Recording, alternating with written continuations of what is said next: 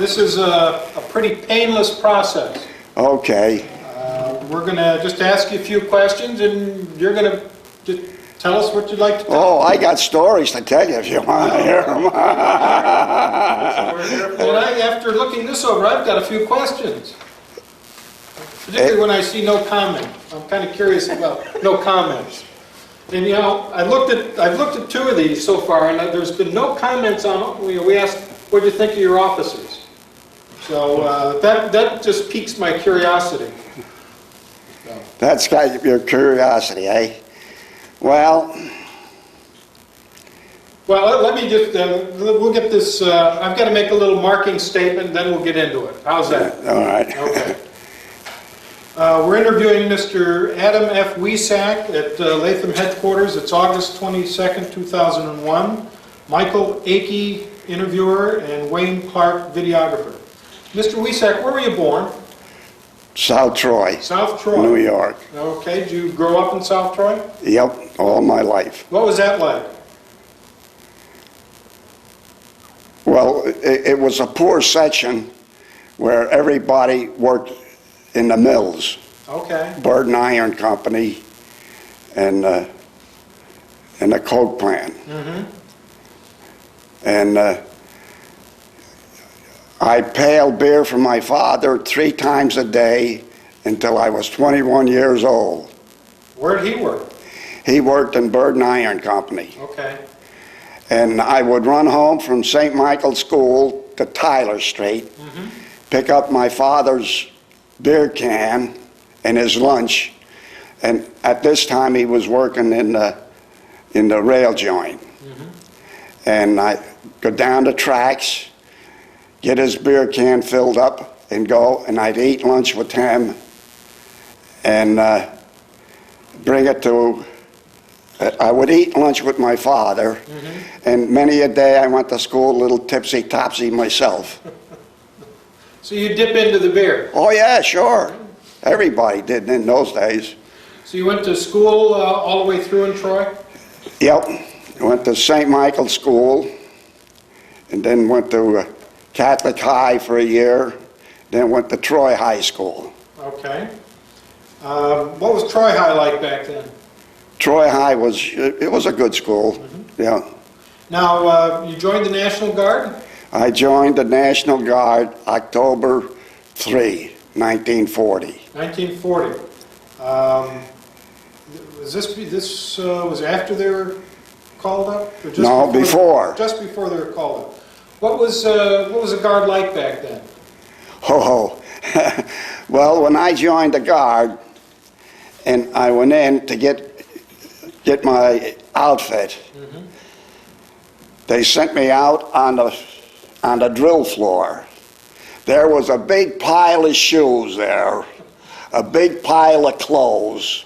So then the shoes, worn shoes, I got one size 8 and one size 8.5.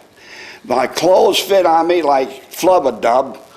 My mother had to alter the uniform. Now, what armory was that? The Troy Armory. Okay, the one that's now up at RPI? RPI. Okay. Yeah. Who was your commanding officer at that point? Oh, Remember? no, I don't. That's okay. No. Why'd you decide to join the Guard? Because I wanted to get my year of conscription in. Okay. Okay. And then they changed the rules. Then they changed the rules. Do you remember where you were when you heard about Pearl Harbor? Sure. Down in Anniston, Alabama, down at Fort McClellan. Okay. At about 3:30 in the afternoon when the news came over that Pearl Harbor was bombed. Uh-huh. Well, I'm going to back up a little bit. You joined the Guard. You didn't do any summer drills, did you? You didn't get down to Peekskill at all? No, I didn't do any of that. No. When they nationalized the Guard, what went through your mind? Nothing. I was in. You were there? No, I was there. Okay. Okay. And where did you go once you were federalized? We went to Fort McClellan. Okay, what was that like? Well, when we arrived there was no tents, no nothing, but about that much, about a foot of red clay dust. And I'm in the company street, in the middle of the company street, and they lost my papers. They don't know what to do with me. So then what they done was they got new papers for me and I signed them.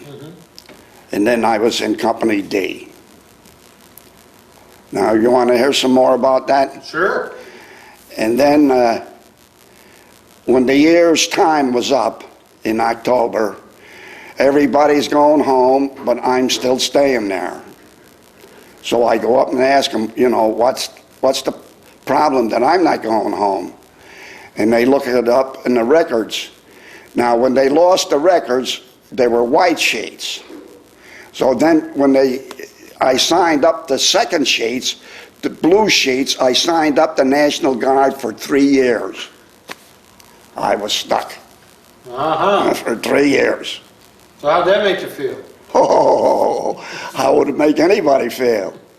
Well, then when they told me I was going to be in there for 3 years, I tried to join the Navy. I'd rather stay in the Navy for 6 years than 3 years, and you know, I was already in there 2 years. Right. And the National Guard wouldn't let anybody out of their companies because they couldn't get replacements. Right. What was training like in Fort McClellan? Well,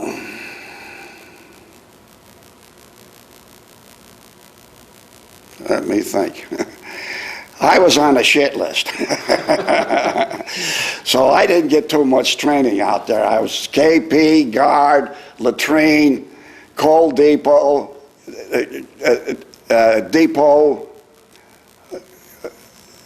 and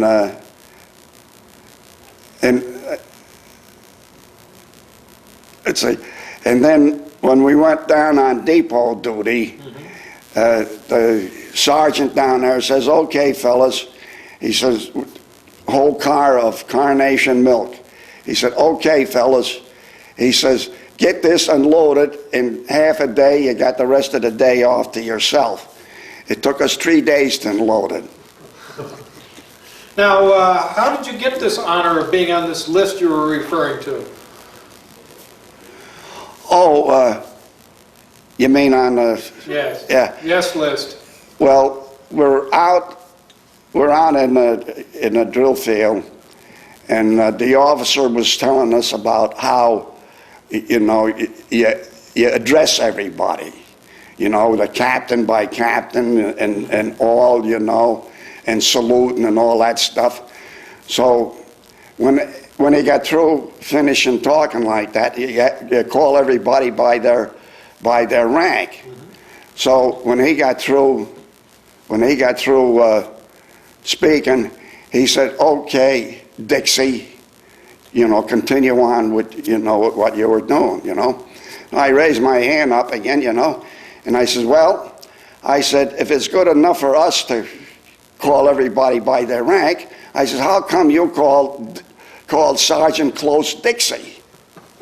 That was it. Going into, when we're going back into camp, he said, "Weasack, you're going to pay for this. Weasack, you're going to pay for this, Weasack." You know. I went in, I paid for it. It's that South Troy upbringing. Yeah. So what happened after Camp McClellan? Well, when we were down there, we went on maneuvers to Tennessee. What were they like? Yeah, they were all, the maneuvers were all right. Yeah. And then we had to pay, when we got through with the maneuvers, everybody in our company had to pay $1 for the watermelons that were stolen down there, you know, that the guys used in the field. Now, were you in a rifle squad? No, in machine gun. You're a machine gunner? Yeah. Heavy weapons? Heavy weapons. Okay. So you trained on what, a air-cooled, water-cooled 30? Water-cooled. Water-cooled. Now, what did you think of the South? Think of the South? Well, I didn't think too much of them because we were down there in the North. They hated the North, and we didn't like them either, you know. So there were always fights at the commissary. There was always, you know, fights. The 69th would come down, and they'd have real battles, you know. Really? Oh yeah, yeah, real fights. Now, after the maneuvers, what happened? Well, we trained some more, and then we went on the Arkansas maneuvers. Okay. What were they like? Same? Well, the same thing. In Hope, Arkansas, they had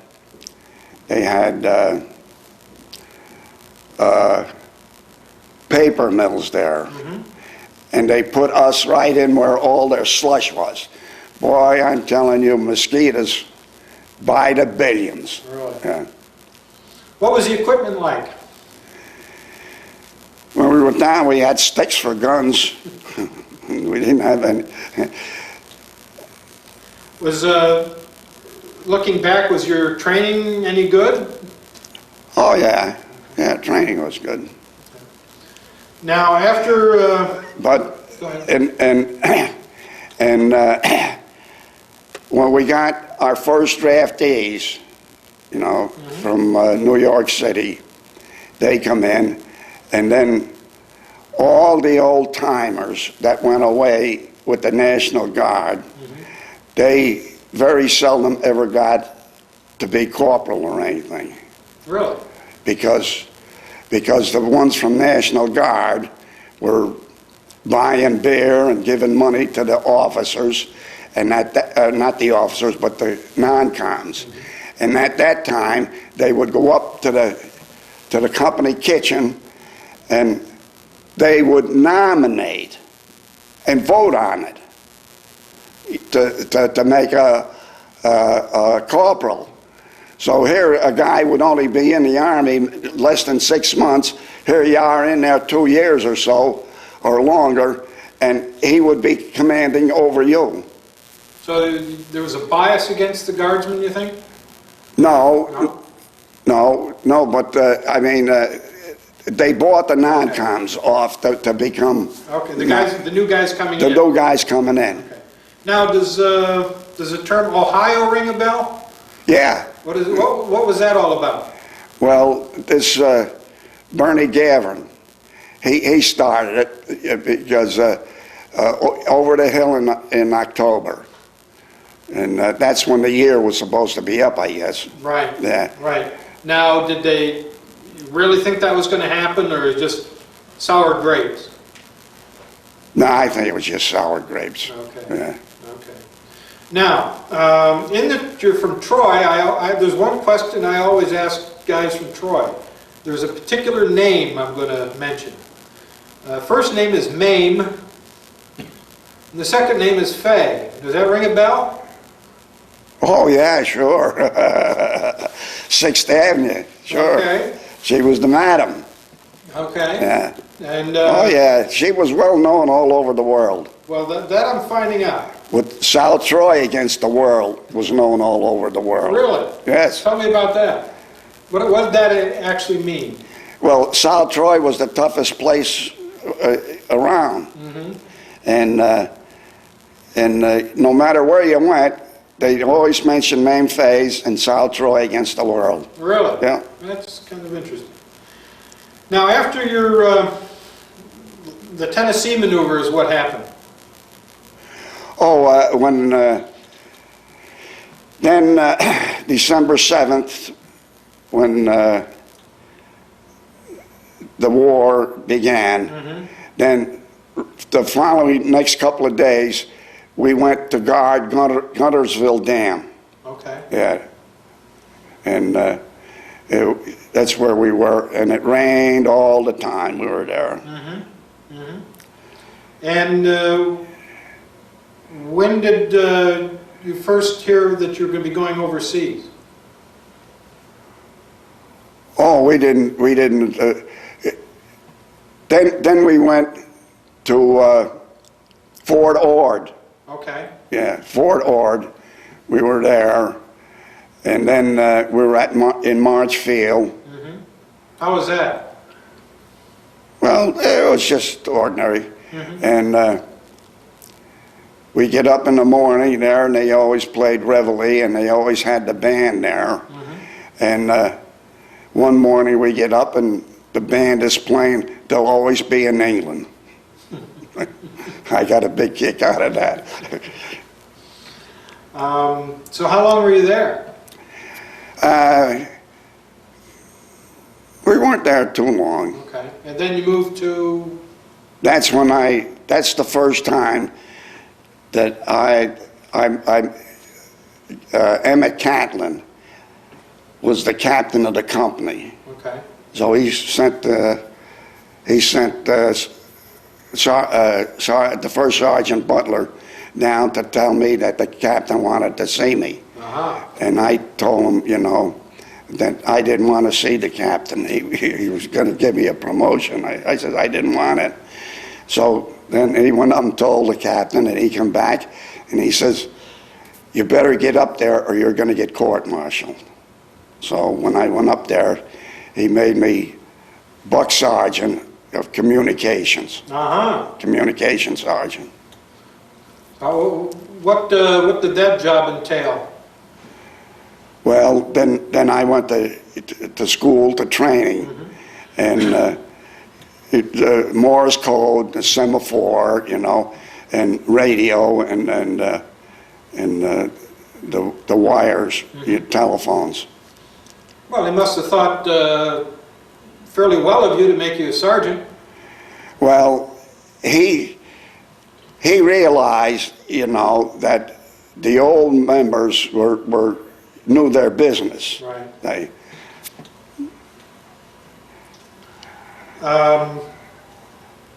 So how long were you in communication school? Oh, I don't know, maybe 6 weeks or so. Now, would you be assigned to headquarters company? No. I was assigned to our company. Okay. And then I had communication with headquarters and with A, B, and C company. Okay. Now, after that experience, where did the unit go? You're in the 105th, right? Yeah. Okay. And then we went to Marchfield. That's when we found out that we were going to go overseas. Okay. Any idea of where? No. No. We went down to San Francisco. We went in one night, stayed there one night, and on the boat the next day. Really? Didn't have any idea, you know. What was the ship like? It was the Aquitania. It was the biggest ship that England had at the time, a 4-stacker. Pretty luxurious? No, it wasn't luxurious, no. And you set sail and ended up where? We left on March the 10th, and we zigzagged over and to Hawaii. Okay. Were you escorted? Did you ever see Hawaii 5-0? Mm-hmm. Did you ever see that big clock there they got? Well, that Pier 8, that's where we landed. Oh. So it was a pretty good trip over? Crowded people. 5 bunks, I think there were 5 and instead of 3. Mm-hmm. No, 3, I guess. And crowded down in F deck. That's where I was. So that's pretty far down under the water. I would say so. Make you nervous down there? No. No? Okay. What were your first impressions of Hawaii? Beautiful place. Yeah. And where did they end up Well, putting you? then they put us on the outskirts. Say the Army and the Marines, and then they all got good duty, you know. And they put the 27th Division on the outskirts. And then when we got there, Colonel Haskell, and every time we moved into an area, he would get a hold of me, and I would map out the area and all the gun positions and all that. Wow, that's an interesting job. Well, every time we moved, he called me, but he must have liked it. What did you think of him? Haskell was all right. Yeah. An old guardsman? Yeah, an old guardsman. Okay. Once you're encamped in Hawaii, was it more training? Yes, we were getting more training there, yeah. And guard, mostly guard. We were down guarding the beaches. Okay. You know, and that's where, I mean, we weren't guarding buildings or anything like that. We were on the beach. Okay. In tents, or did you have barracks? The only time that every 2 weeks of 6 weeks, you'd come back to the Schofield Barracks. And we only stayed there not too long. All the rest of the time, we were always in tents or pup tents, or we were always out. Never, you know, we never had good barracks, except Schofield was the only one there. Did you get much liberty in Hawaii? No. No. Okay. Now, how long were you in Hawaii? Oh, boy. 2 years, I guess. Okay. Yeah. Was it, what kind of duty was it overall? Was it boring? Well,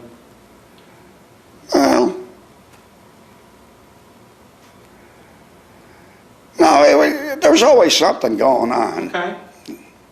Okay. Much recreation? Hmm? Any recreation activities? Well, they had... No, we didn't have hardly any recreation at all. Did a lot of guarding? All gardens. Okay.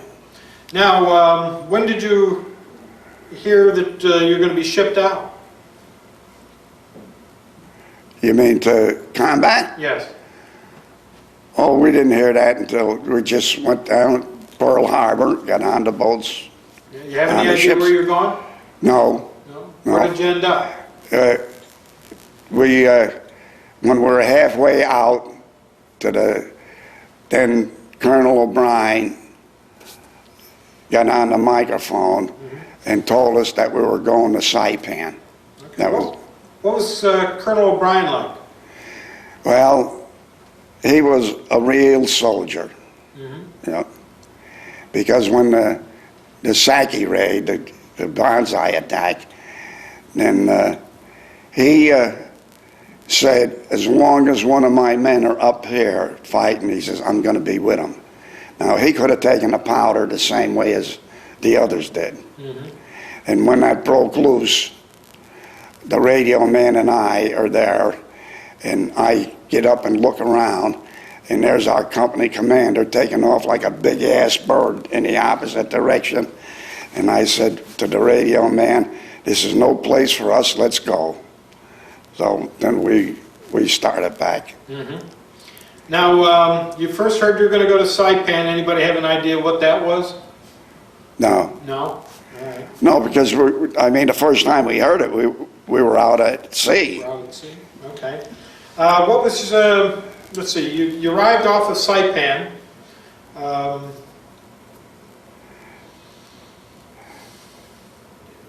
What were you seeing when you first arrived at Saipan? Was it the Navy already bombarding the place? Oh yeah, that's all you saw was ships and landing craft and all the landing craft circling around, you know, to get on there. And when we got on land, we went up to Oslido Airfield. Okay. And that's where we started. Okay. What was the landing like? Not much to the landing. I mean, we went in on a landing craft. Everybody, you know, got off. And Sligo airfield changed hands 2 or 3 times. You know, the Japs got it and then we got it. And then going up, and Marines are there also. And they're, you know, all in position, you know, and we're moving up ahead. And I'm saying, I'm wondering, you know, what's the matter with those guys? They're not moving. They were all dead. The Japs had, they had like 55-gallon drums.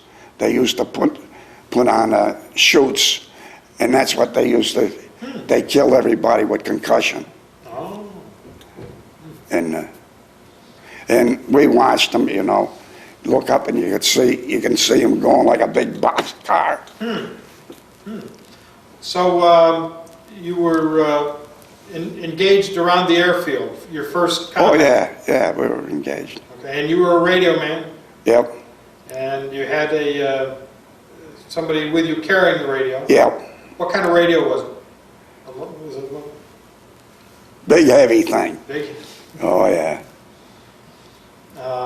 Frank Pussiter, is he coming? Later on this afternoon. Yeah, well, he'll tell you about that. He was the one carrying the radio. Oh, he was your radio? He was my radio man. Okay. What was it like being in combat the first time? Didn't bother me, I don't think. You're just too busy doing your job? Just doing the job. Okay. So you were, as a radio man, you were near the colonel or near the captain? Near the captain. Near the captain of the company. Yeah, and then, you Who know. was the captain at that point?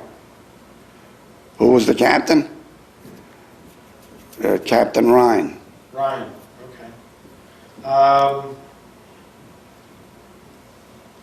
So the field changed hands a couple of times? Yeah. Okay.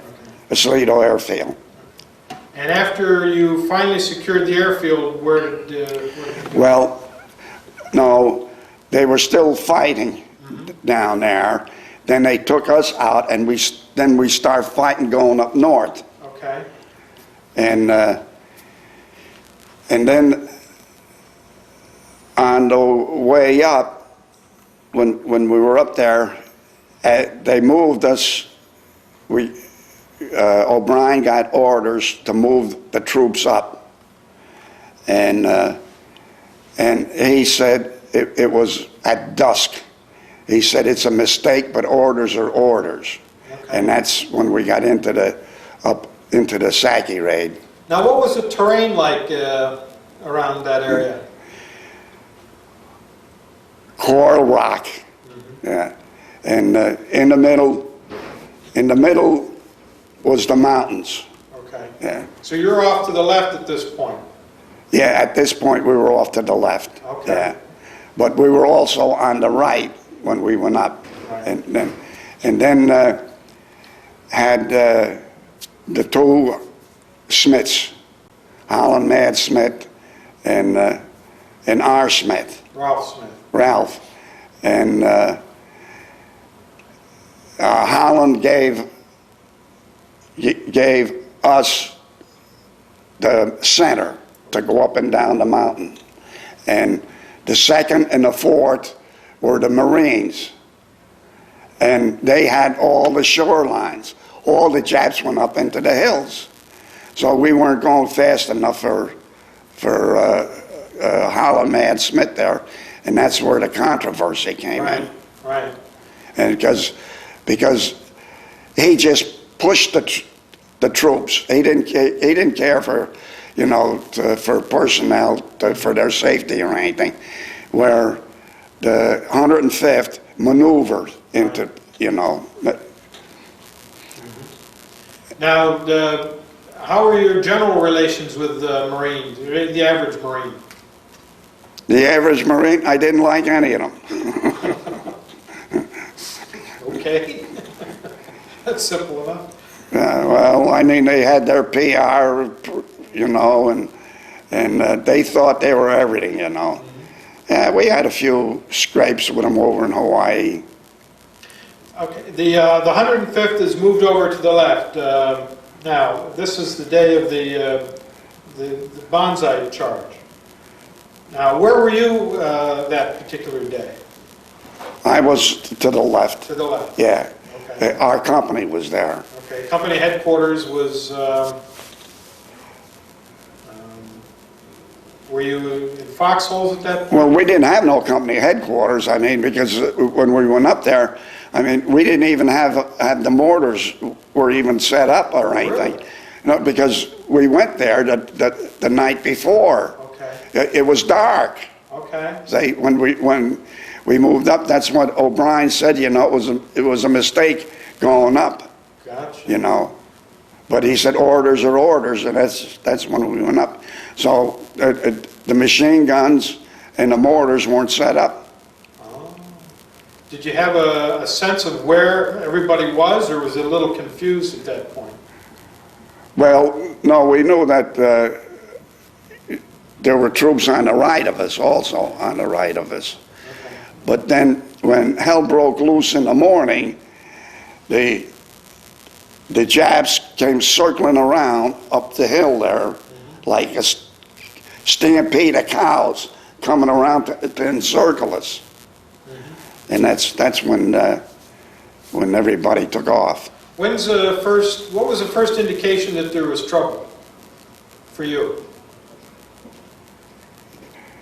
When we woke up, Really? you know, not waking up, we were up, but right at the break of dawn, the fireworks all started, and then when you look up, you saw this whole mass of people and soldiers, you know, trying to encircle us. Gotcha.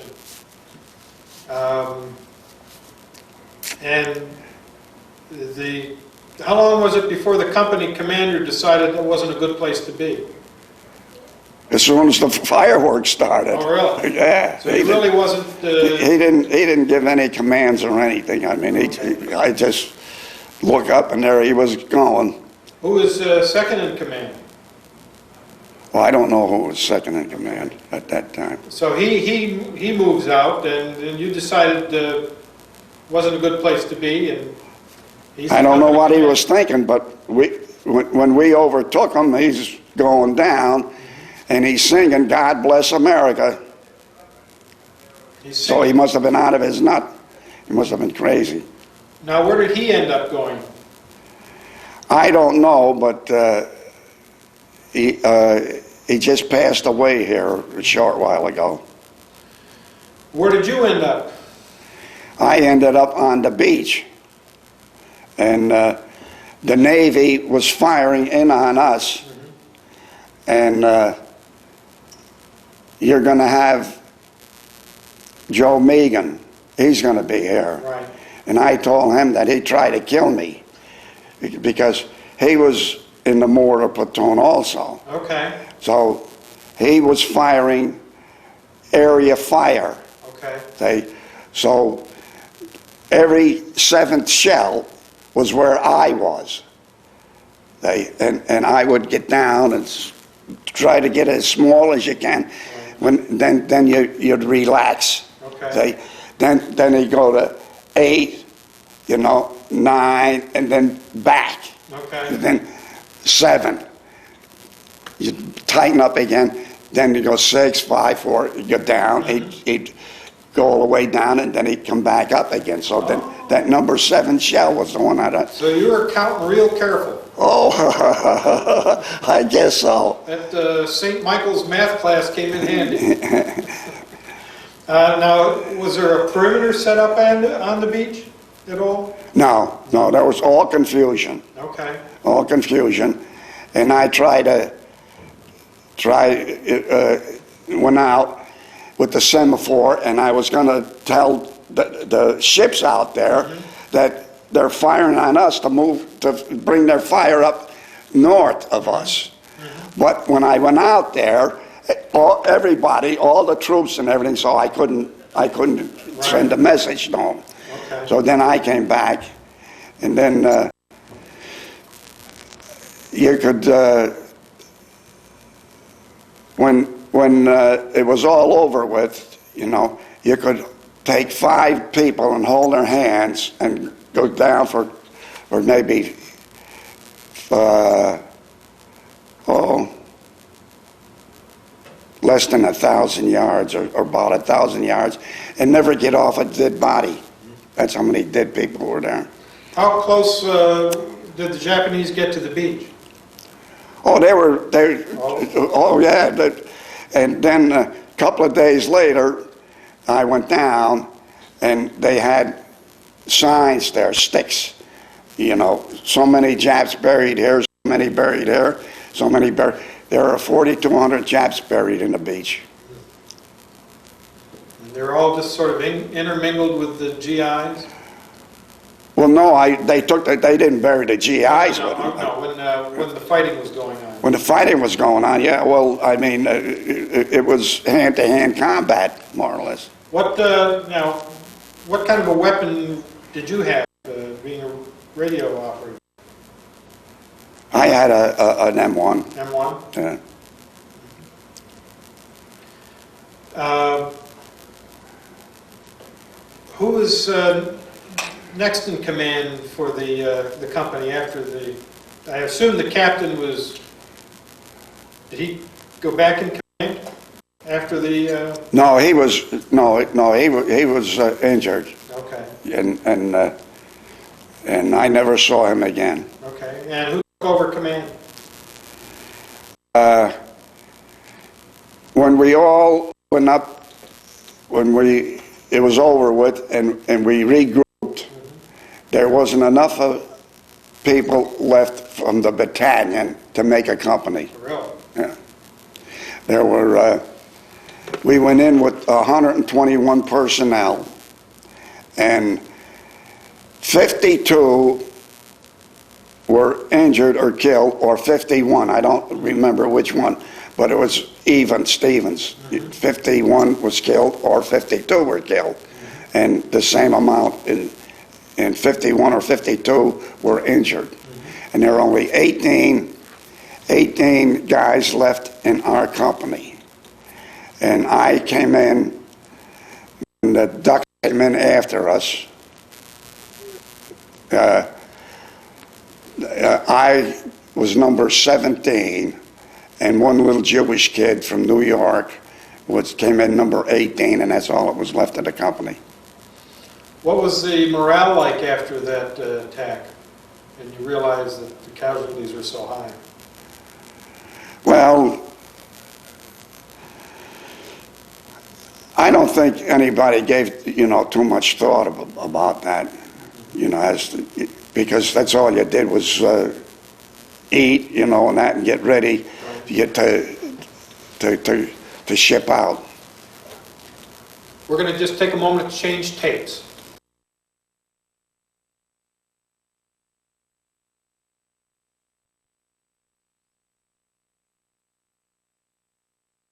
We're up and running.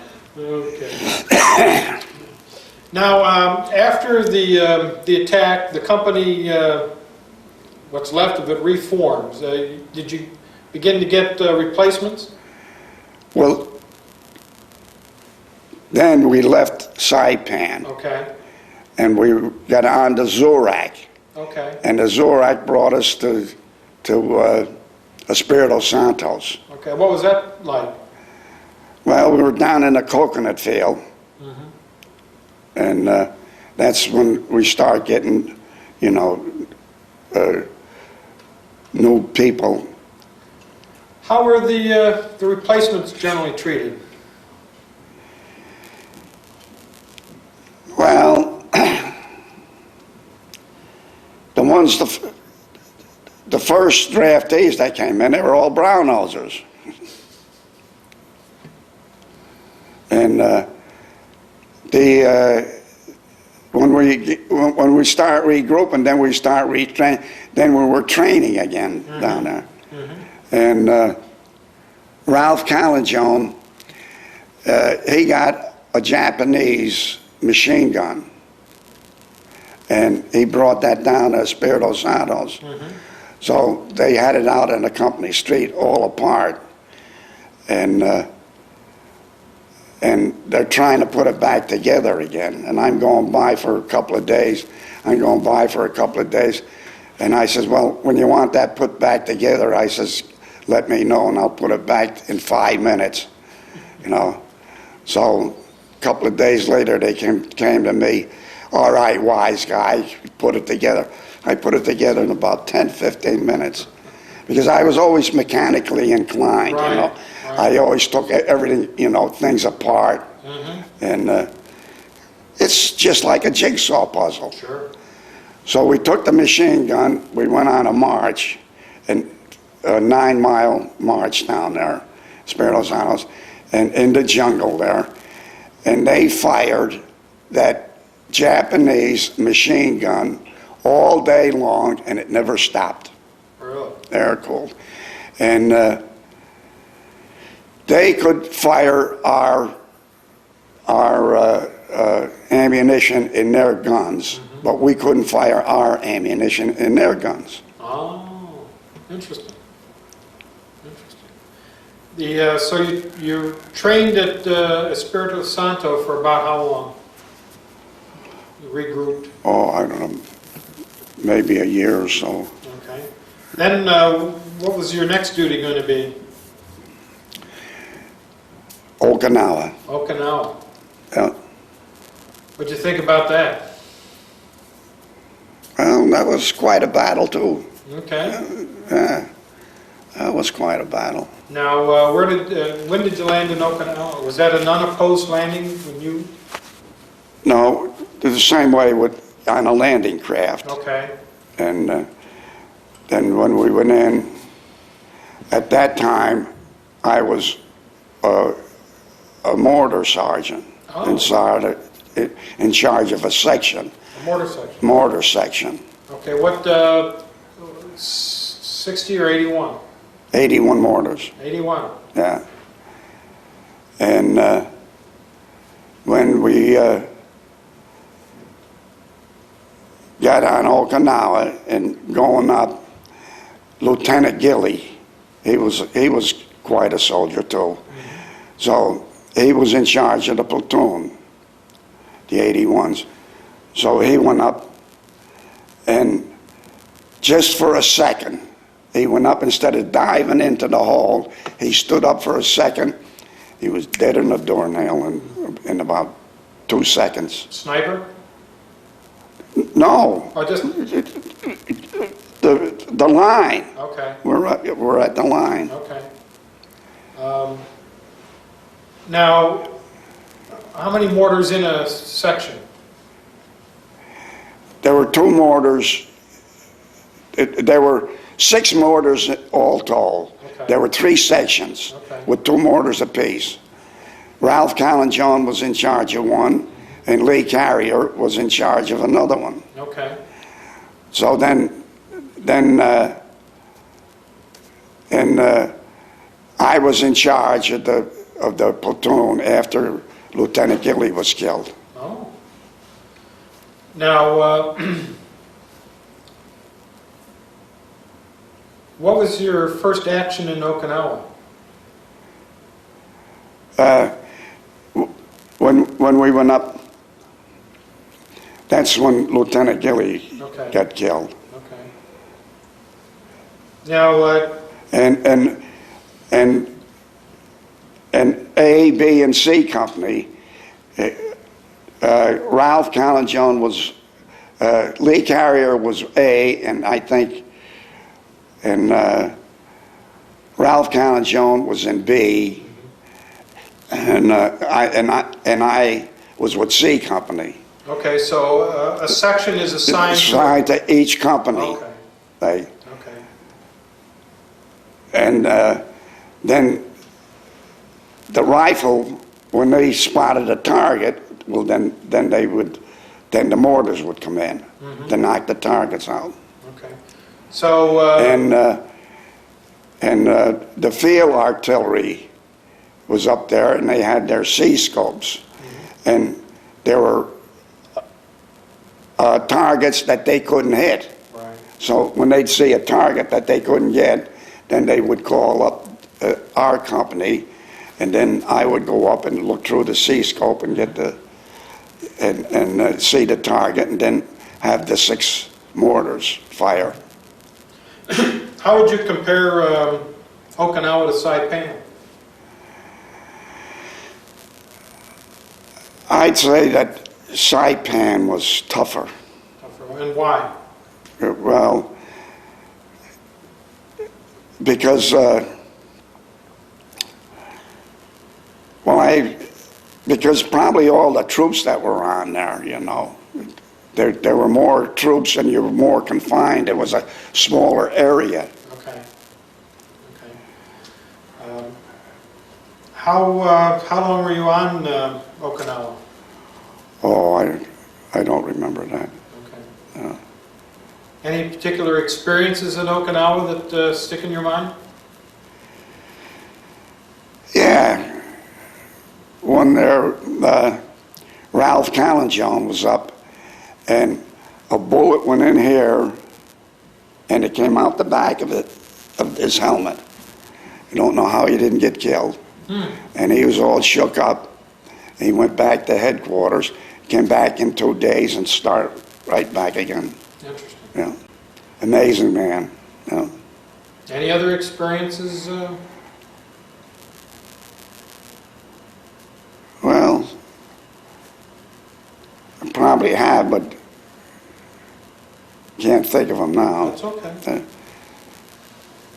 Now, you were a forward observer for a while? Yeah. Okay. Well, that's what we were. Okay. The three of us were forward observers For your section? for attached to each section, Gotcha. or to each company, and we'd go with them, you know, and then we'd be right up there on the front lines with them, and when they spotted the targets, then they would give it to whichever one it was. Okay. What do you Oh, and radio? then and that's all mountains too, up and down. So I lined up. We're on the ridge. I lined up the 6 mortars, and that afternoon, the day after, in the afternoon, it was quiet there for about 2 days. And then about the second day, I had the guns zeroed in on the ridge. And the Japanese, with their machine gun, were going, running across the ridge. And I gave the section that was there, fire off 20 rounds. And they fired off 20 rounds, and the Japs got their guns lined up, just started to fire. That was the end of them. So you were pretty good at your job. Well, it was my job, and I don't try to put any feathers in my cap or anything. I mean, it was a job to do, and I hope I done it right. Was your equipment pretty good? Yeah, our equipment was good. And the Japs' equipment was good too, you know. They both killed, you know. And your equipment was only as good as the operator. If you had a good piece of equipment and you had somebody that didn't know how to operate it, what good is it? And a guy with a lousy piece of equipment that knew how to operate it could do more damage. Now you got sick on Okinawa? Did I get sick? Was it dengue fever? Yeah. Yeah, mosquito on the arm. And went to the hospital for about a week, and then came back. And that was the only time that I could remember being sick in the Army. How was treatment at the hospital? Oh, yeah, the treatment was good. Nurses, first time you got a chance to look at some women. Did you get pulled out of the line at all for any rest? Oh, no. No USO shows? Or No. pretty much frontline all the time?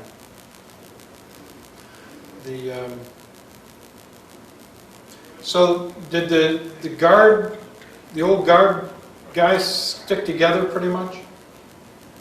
Well, what they done, the old guard, what they done was they start taking them out and starting cadres with them. Okay. See, they were the trainees for for the draftees coming in. Okay. Yeah, a lot of them were transferred. Okay. Yeah. Do you think that was a good system or no? Oh, sure. Because the guards, no, they really knew what they were doing. They were real soldiers. What do you think of Holland Smith? I don't think nothing of him. So you think Ralph Smith got a pretty raw deal? Oh, sure. Yeah. And when the war ended, when Truman dropped the bomb on August the 6th was the first one, and then about a week or so later, he dropped the second one on Hiroshima and Nagasaki. So the war ended, and we started mopping up. So on a mop up, then I think it was Stilwell gave Griner the orders to send everybody, all the old men, home. And he didn't. Here's guys with 85 points, they're all going home, and we got all over 100 points. I think I had something like 132 points. And we're on mop-up. So Stilwell's coming up, Stilwell, I'm pretty sure it was him, is coming up. So one of the guys that was resting there says, General, when the hell are we gonna go home? And he says, what do you mean? He says, we're here. He says, they're sending people back home, and we're still here. We're getting ready to go to Japan. And he says, well, what's the matter, soldier? So he told him, and he gave Griner the orders to send all the old guys home. So he went up to Griner and he says, get these men out within 24 hours or 48 hours, or you'll listen. Boy, you want to see them move. And that was August the 10th, or August the 20th. I'll never forget it, because that was the time that I was liberated from the 27th Division. So what was your opinion of Griner? I understand there was a little song about Griner. Oh, I don't know the song. No, I never heard it. Never heard of it, but no. And when we're in Hawaii,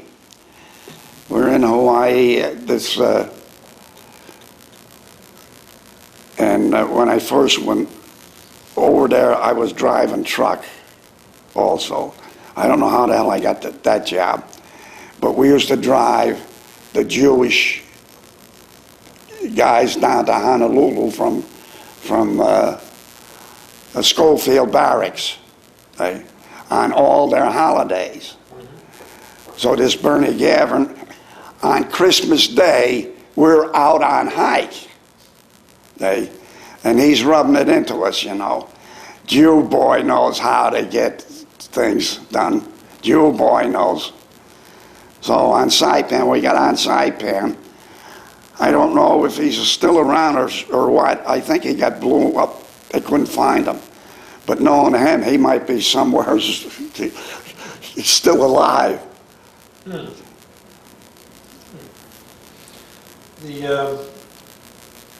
What'd you think of Truman dropping the bomb? He done the right thing, sure. Why is that? Ended the war.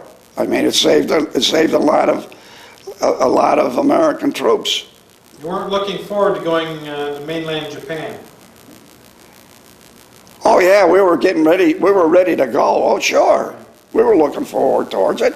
We were polishing shoes and getting clothes and everything. We were getting everything ready. Now, when you finally got shipped back, where did you go? On the General Butler, right from Okinawa right to Seattle, Washington. Right to Seattle. Yeah. Past Saipan on the way, it was lit up like a big Christmas tree. Really? Yeah. Sure you're glad to see that go by the wayside. Oh, yeah. Now, were you mustered out in Seattle? In Dix, Fort Dix. Fort Dix. Okay. And in October the 4th, they took our overcoats and everything. It was real cold. Just out, got on a train in New York and came up to Albany. Is there anything 2 o'clock in the morning. Is there anything you wanted to do when you got back to the States that you hadn't done? And Well, when we're in combat, and I said, "Dear Lord, if I ever get out of this, I'll never complain in my life." And I never did either. Never complain about anything. Just take every day. Thank the Lord, I got every day in. that's a good attitude. What did you do when you got back to Troy? I went to Clewis for about 6 months or so. And then I started an oil business with a partner. And he was a thief. Then I got in a partnership with another one, and he was a thief. And he went down to Florida down there, and I had papers, to have him. He couldn't come to New York State because they'd lock him up. He's down there, and he got married down there. And I guess he's having a good time at a nightclub there, and he gets up to go to the bathroom, drops dead. And then it was in the obituaries in Troy, and I didn't believe it, that he was dead, because he was the type of a guy that would put his own obituary in, But then I met a guy that was down there, and he verified it, that he was dead. What's your general impression of your military experience? The military training? Just the whole experience. Is there any way of summing it up? Well, the training was good. I mean, we had good training. Okay. But I didn't like the officers. They didn't like me. You could probably see why. Is that South Troy thing? South Troy against the world, you mean? There you go. Yeah. Okay. No, I mean, I didn't have any problems or anything with anybody in the Army. I mean, I didn't associate too much or with the officers. And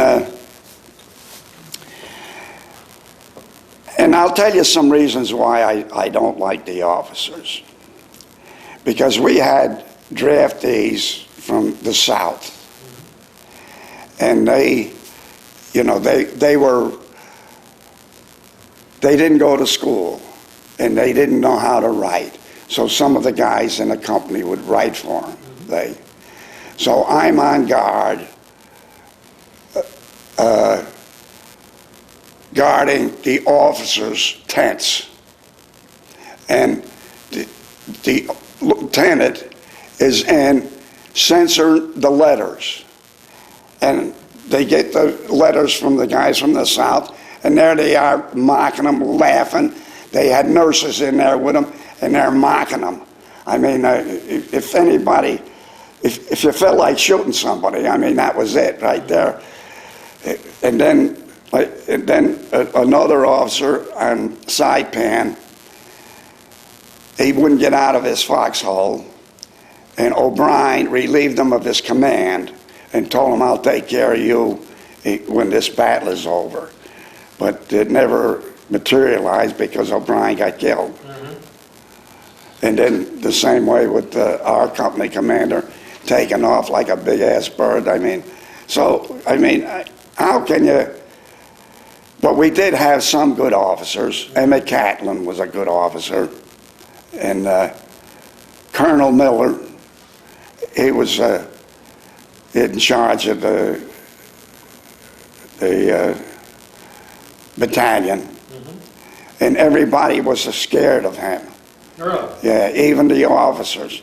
So when we're down training with the 81 mortars, then after we got through, we'd fire on an island. After we got through, a lot of shells wouldn't go in, you know, with the water. Then service company would go out with the little weasels, and they pick up all the dead fish. Then they'd have some good meals. So when I said to the company commander, why don't you say something about it so we can get some fish? You know, he says, no. No. I says, okay, then I will. He says, no, don't do it.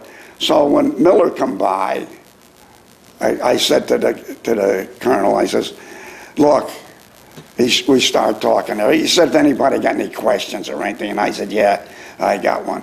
I says, how come that we don't get any of the fish that we kill and service company gets it all? He said, Weasack, he says, the next time, he says, you'll have fish. And the next time we got our fish. So you certainly weren't shy. Well, no, I wasn't shy because why should I be here? But I paid for it. South Troy against the world. South Troy against the world. Well, thank you very much, sir. That was a very good interview. If I knew what you wanted to, you were going to talk about, and that, you know, if you gave me a day or two to think about it, you know, we'd be here for 2 days. We can always have you back.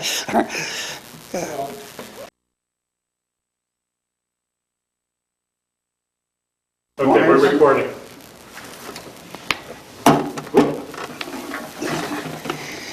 I'm on KP down in Fort McClellan, and the chickens crates come in and they're iced. Say they didn't have refrigeration at that time. So I'm taking the chickens out and I look at the crate, and I'm in the Army 6 months. The chicken is in the Army a whole year. 6 months before I was in there. What'd you think of that? Well, it made me feel better.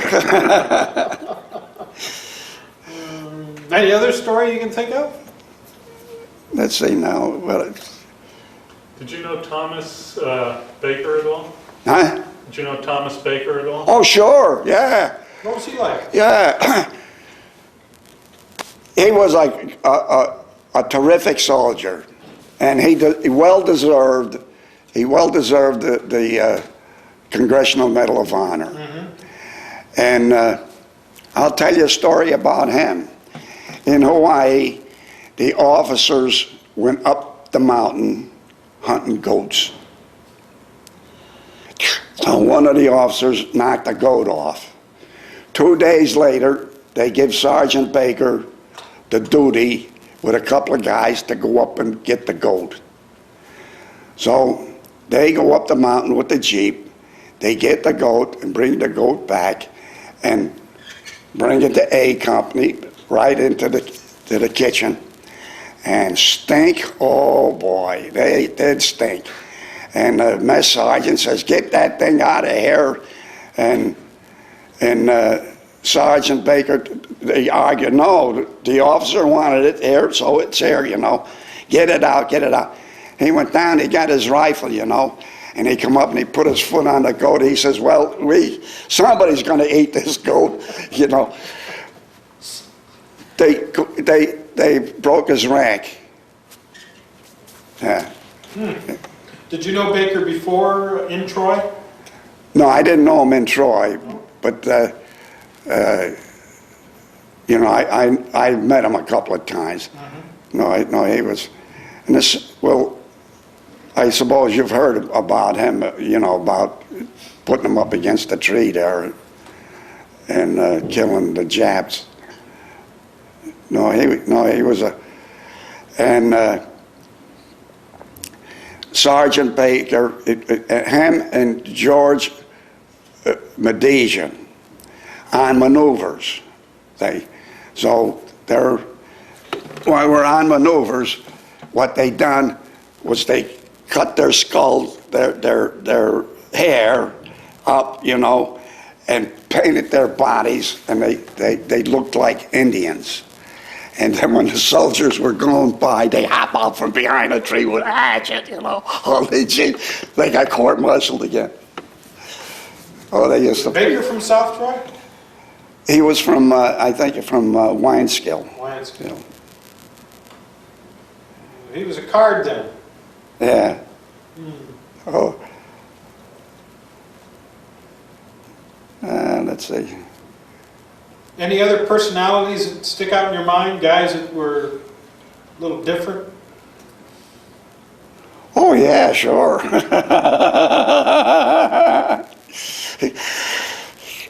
Up in Schofield there, the guys used to go to the movies every night, and then when they'd come home, they'd stop, you know, and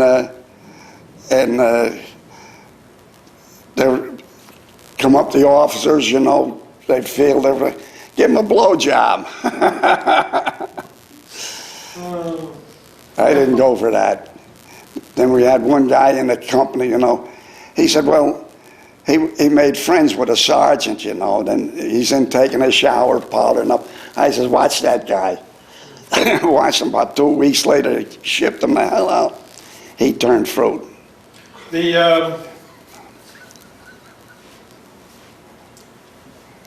Huh?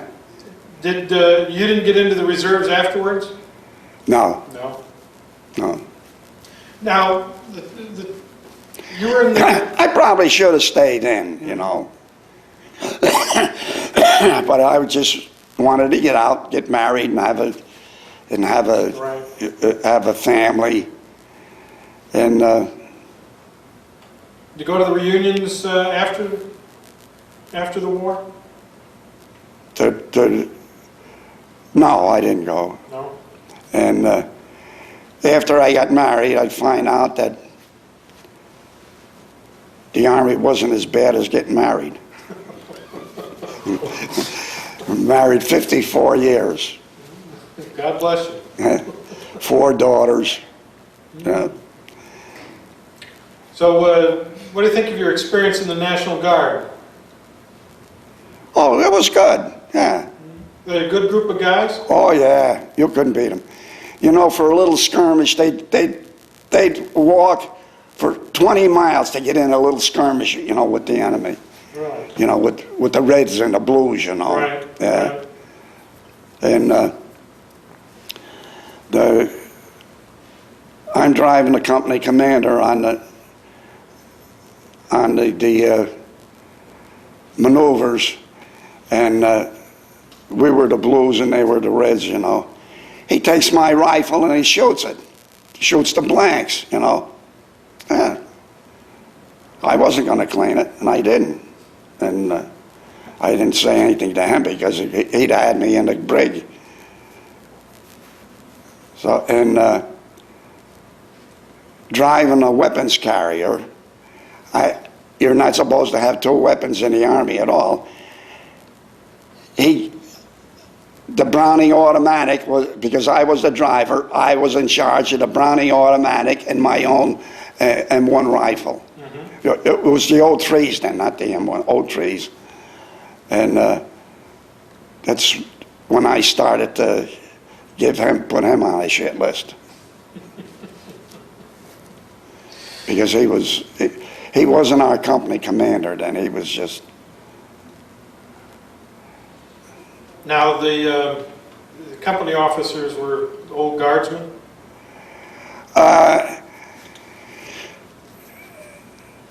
Some of them were, but as soon as we got overseas, you know, then we had Albanese. He wasn't, and He wasn't an old National Guard. And he was a little small guy, scared shitless of officers, you know. Oh, and I'll tell you another one. Down in the coconut field down there, we got our beer ration. That was the first in 6 months that we got our beer ration.